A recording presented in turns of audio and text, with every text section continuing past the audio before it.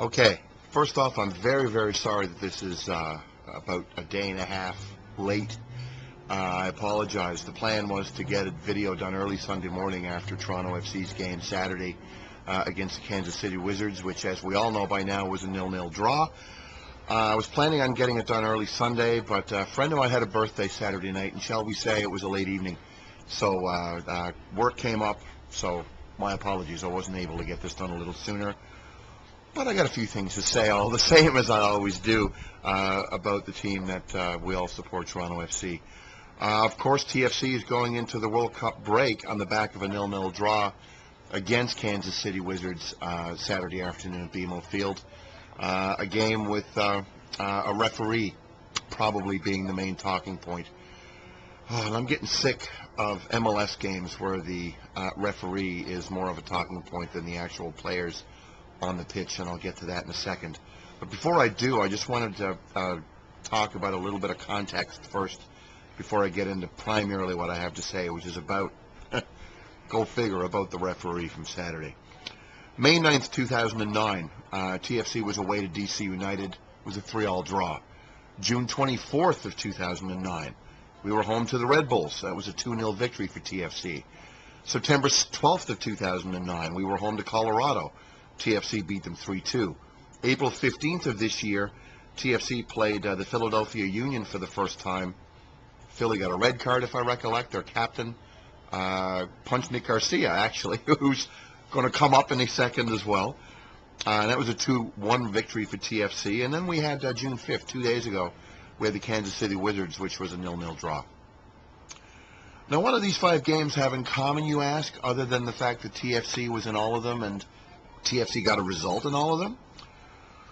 Well, they were all officiated by the current lightning rod of fan hatred in Toronto, one Mr. Balderamo Toledo, MLS ref and big dog trapped in a small dog's body, I think. He's a professional referee, and I'm not going to take away from the fact that he's got training and experience, but he is way too trigger happy on those red cards. I mean, he didn't take a nanosecond before he gave Nick Garcia a red card in the early in the game, around the 25th minute, I think it was. He gave a second yellow card to a Kansas City player, which I thought was unjustified in the second half, and I think Toledo did that more to make up, frankly, for his mistake on the Garcia red card. And he remains the only referee in the history of BMO Field that's had to be escorted off the pitch with a police escort, and that's happened more than once, by the way. Now, there's a big difference between bias and incompetence. I don't think, again, based on those 5 games, and there's been 9 games, by the way, he's refereed, a lot of them in 07 and 08, frankly, when we sucked. But in 09 and obviously in 2010, when our talent level has increased and we've had a bit of a better team, we've won or we've drawn every game that he's refereed. So I don't think he's got it in for TFC per se. I just think, as I said earlier, he's a big dog trapped in a small dog's body, and he's never looked up what the word discretion means. Even the KC fans, trolling through the morass of big soccer, I found that even the KC fans were going, yeah, that wasn't a red card at all. Garcia should have been yellow carded in my book, and not red carded on Saturday. I think it was a tough tackle. I think it was an aggressive tackle. It wasn't reckless, not at all.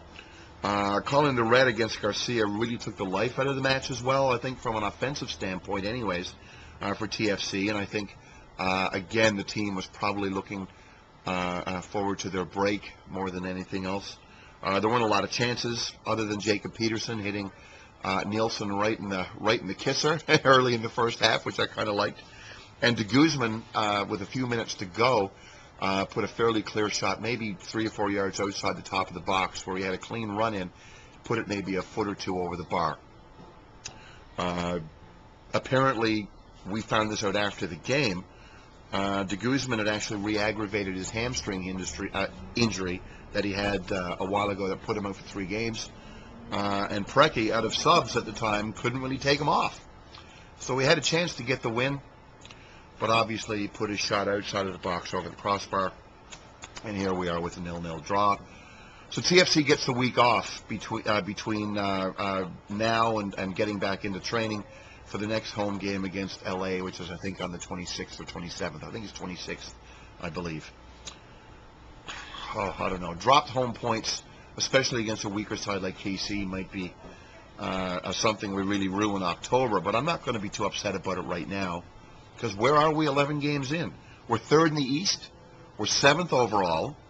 D-Row is playing like a most valuable player in this league, and I think if the season ended today, you can make a real case for D-Row being the odds-on favorite for the most valuable player in this league. He's got a real chance at the Golden Boot, which is a fantastic individual award as well, especially for somebody who's not a striker.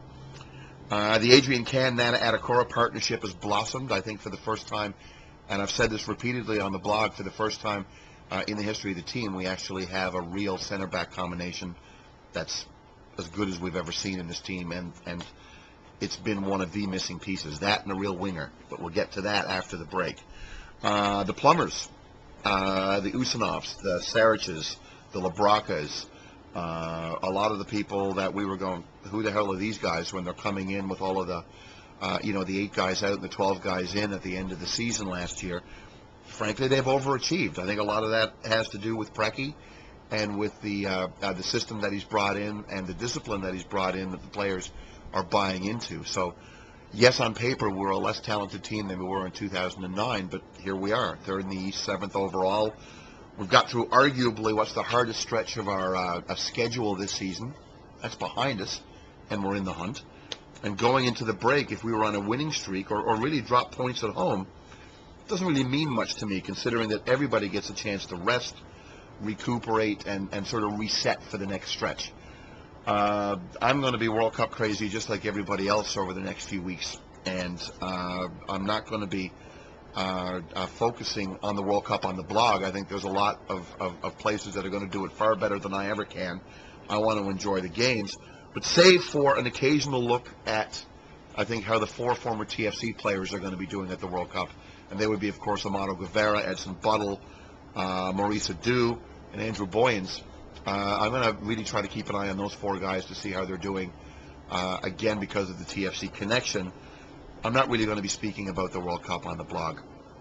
There'll be some TFC news, I think, happening during this break.